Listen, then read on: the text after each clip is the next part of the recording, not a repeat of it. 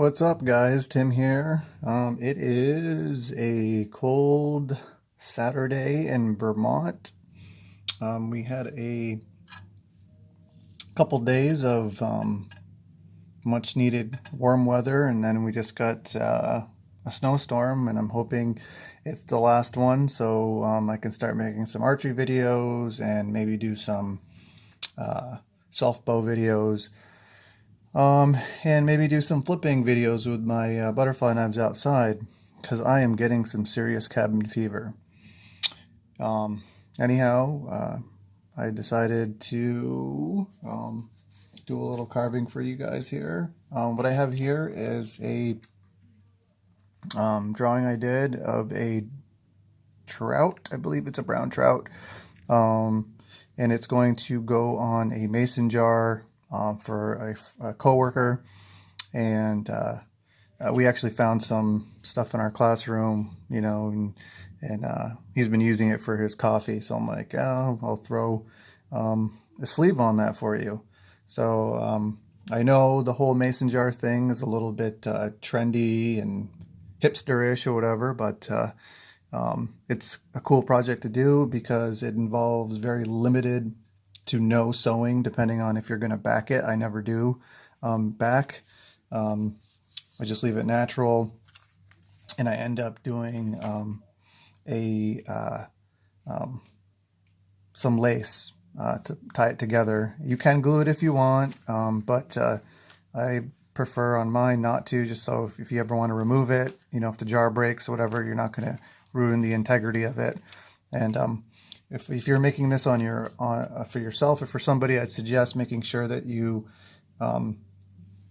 go ahead and when you're spacing out your holes for your lace, that you do it at least a 5 millimeters from the border or from the edge, and even probably doing 6 to 7 wouldn't be a bad idea either. So it gives you room to tighten it up. So when you actually when you're measuring,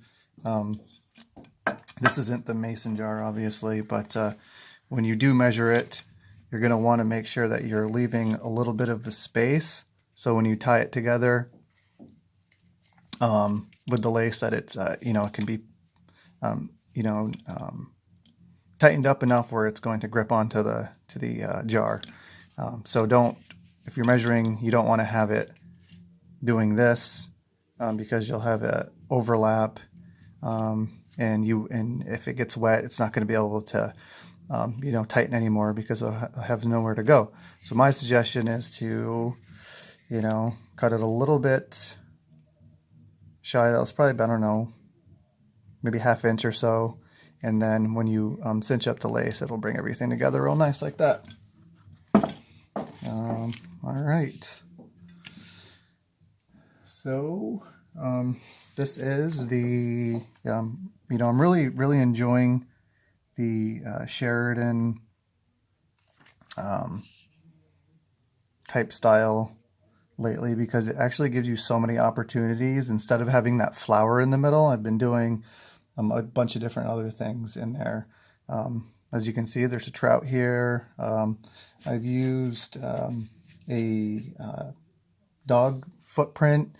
Pretty much once you get the hang of doing one of these circles, you can put anything in the middle, and it comes out pretty cool. I'm actually surprised I haven't seen more people do that.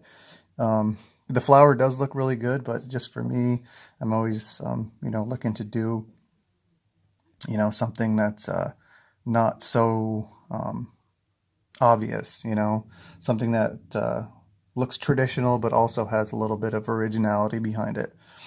All right, so I'm going to go ahead and start carving the trout here. And please forgive me for if my hands are moving in and out and you can't see very much. This isn't a tutorial. It's just a video. And I tend to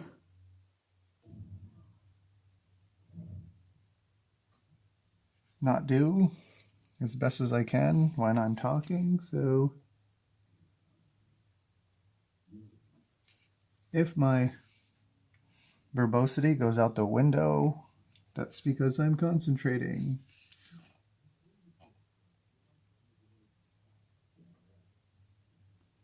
This particular piece isn't something that is commissioned or anything, so I'm not too worried about it.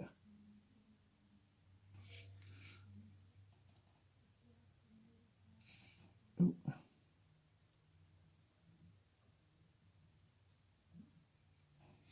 Sorry, that lighting sometimes, it's hard for me to get back into the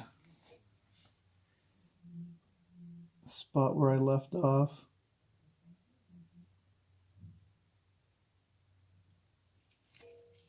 As you can see, I have switched up my knife here. This one does have the Berry King blade on it. This also has a Berry King blade, but it's a Berry King that fits the standard barrels. This is the Berry King blade that fits with the Berry King barrel. And my biggest problem with this is that I can't use the guide when I'm sharpening. It's still very sharp, but I just can't get as good as I can with this one because I can use the guide and really get a nice edge on it. So I've kind of switched up. I like the yoke on this one better, but it's, you know, the blade makes such a huge difference that I've been sticking with this one.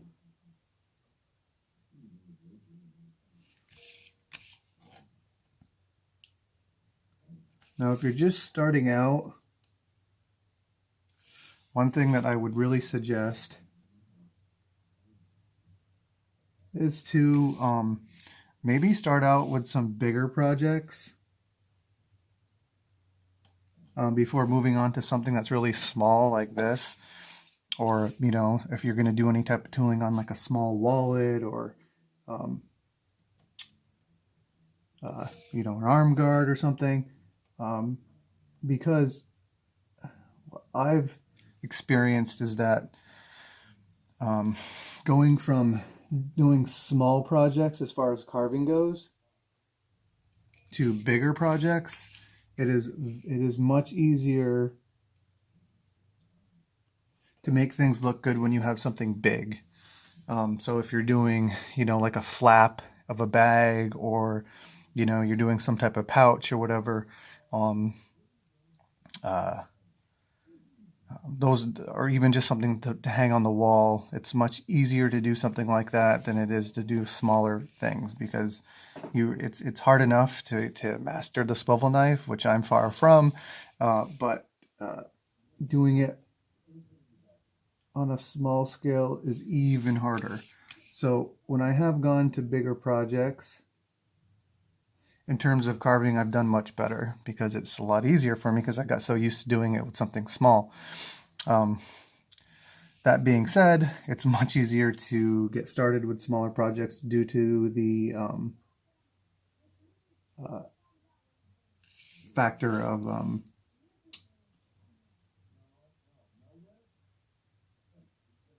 money when it comes to leather crafting. You know, not a lot of people can just go ahead and start spending hundreds of dollars on tools and materials, so I understand that as well.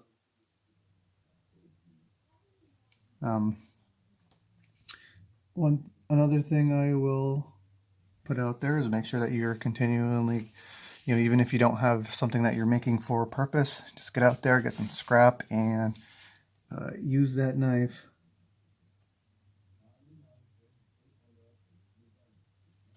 Because even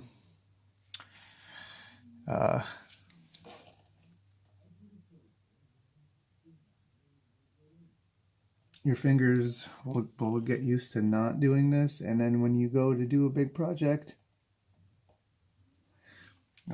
your endurance, you know, it sounds kind of weird, but it does take endurance with your hands to be able to do this. After carving something for a while, your hands actually do get tired.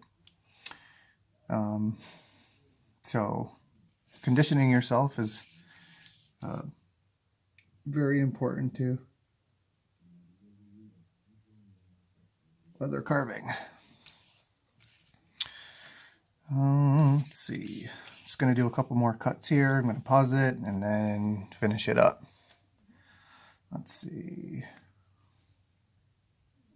Well, some of these are more of the longer cuts, so I'm actually going to pause it right now and then finish it up and then show you when it's done. Be right back.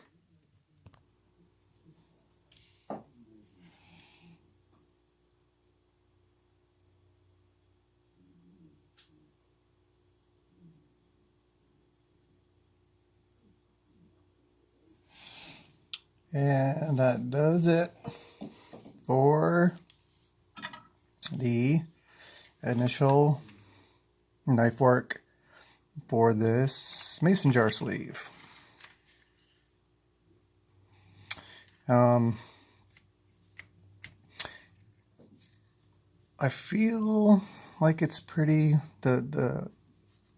pretty spaced out.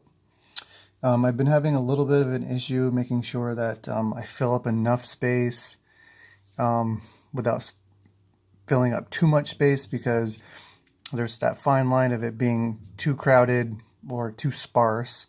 There are some spots here, maybe here, where I could definitely use some more buds or, you know, any type of decorative work, but this is going to be wrapped around, so the majority of the view for this is going to be on the trout itself, so I'm not too worried about it. But for other things, I still need to work on that a little bit to make sure that I fill stuff up the right way. I don't, sometimes I feel like, oh yeah, I made really good use of that space, but then I go back and look and it's not, it's way overcrowded or it's way too sparse. So I'll continue to work on that. My next step for this is going to be doing the backgrounding inside here, then do some edge beveling, and I'm not sure if I'm going to paint this or not. Most likely I will, although there's not much of a color, with brown trout. But I might do, how I like the orange and stuff, so I might go back, do a red eye, some orange spots, and then do like a light wash as far as the fish goes. But once I do the next step, I should record that and post it. For this one, I am just about done. Sorry for the ums and the low energy, but as I said, it's kind of shitty out here in Vermont right now. Just really, really hoping that spring comes through soon. Anyhow, this has been Tim. Embrace your creativity, guys. Peace.